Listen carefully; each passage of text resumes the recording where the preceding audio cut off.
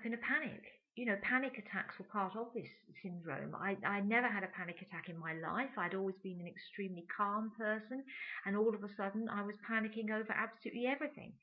I remember one occasion the doorbell rang and my heart rate shot up to 170. Just the noise of the telephone ringing would send my heart rate sky high. So what happened in 1996 was that I very, very gradually, over the course of the 2 years that I was ill at that time, I gradually started to improve. And I got to the stage where I could look after the family again. I was still very unwell. I still had the hypoglycemia. I still had the pains in the joints. I still had the heart palpitations, especially when I lay down to go to sleep at night. But I was a lot better. But I never really got well again. I used to get the most horrendous sore throats. As soon as I started to feel unwell, my throat, especially on one side, would all swell up. I just felt ill, as if I was fighting off a virus, and sometimes it would come on all of a sudden. I started to get allergies. I got allergies to foods and smells and things like that. You know, if I was using a kitchen cleaner, I'd suddenly think, gosh, I feel really ill, I'll have to sit down.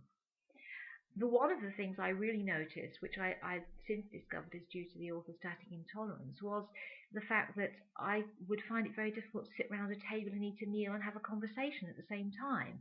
I would suddenly feel extremely weak, and I'd have to lie down. I also had several rather unfortunate incidents at the dental surgery because I started to get toothaches, really, really bad toothaches, which I was convinced were dental disease. The dentist couldn't find anything wrong, and I begged him to take teeth out. And in fact, I lost 2 perfectly healthy teeth because I had searing pains in them, which could never be explained on an X-ray. The teeth were completely healthy. And it was only after many years that I discovered that this was also part of the disease. And I still get these pains, but I don't do anything about it now. I just put it down to disease. Otherwise, I'd have ended up with a mouthful of dentures.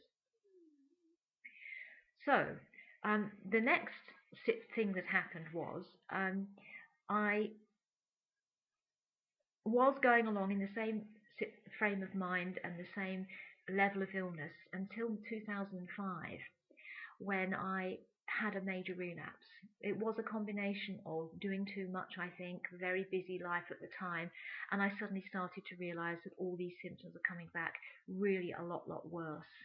And really and truly for the last 6 years, I have been battling to get out of this particular relapse.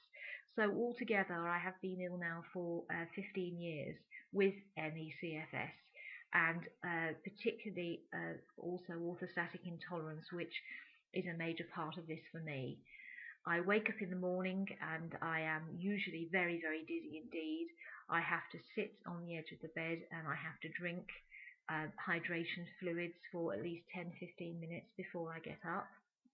My cognitive function is better than it was. I can now spell words and I can write. I still have very, very sore throats. I still have night sweats. I have horrendous palpitation episodes with missed heartbeats and so on. I have still got episodes where I have toothache. And you know, this has been going on now for 15 years. And I think the main reason I wanted to sort of explain how I became ill, more than anything else, is because it may well ring a bell with other people. It was definitely a question of being perfectly okay one day and not the next. It wasn't a gradual onset. There was definitely a viral cause to this disease, and I don't see it going away anytime soon. It has left me with these core symptoms which flare up on a daily basis. I have dreadful IBS as well, and you know, and many times the disease has rendered me bedbound. But I do keep fighting.